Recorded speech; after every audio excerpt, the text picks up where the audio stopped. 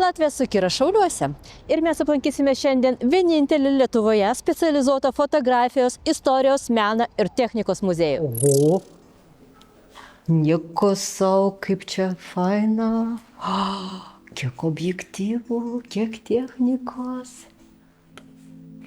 O, čia galima pasižiūrėti. Tai seniausias ir didžiausias mūsų turimas objektyvas. Galima tik įsivaizduoti, kokio dydžio ir tvirtumo kamerai jis buvo pritaikytas. Fotografija sparčiai išpopuliarėjo. Bet fotografijos laisvėjai mūsų kraštuose iškilo pavojus.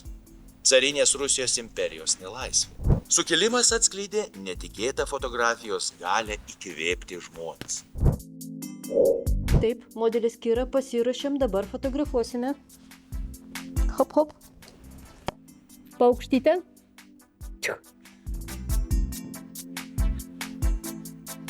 Prieš tave vienas iš seniausių fotoaparatų skirtų kurti spalvotas fotografijas. Šis muziejus yra draugiškas gyvūnas, taigi gyvūnai laisvai gali čia judėti ir irgi būti muziejuje. O taip pat čia yra audio gidas, kurio pagalba galima prie kiekvieno stendo prieiti ir sužinoti, koks čia fotoaparatas, arba kokia nuotrauka, ar kaip jinai buvo padaryta.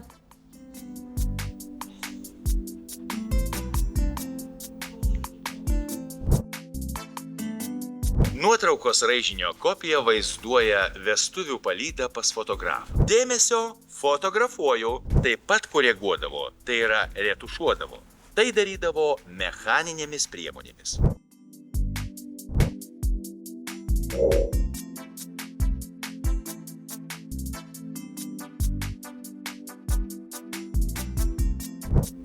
Nu ką, čia galima iš kambariuko, kad šviesa nepatektų.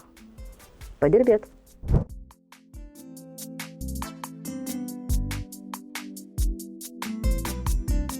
Fotomuziejuje ant stogų dar yra terasa, iš kurios atsiveria vaizdas į miestą, taigi aš dabar lipsiu dar aukščiau pasižiūrėti.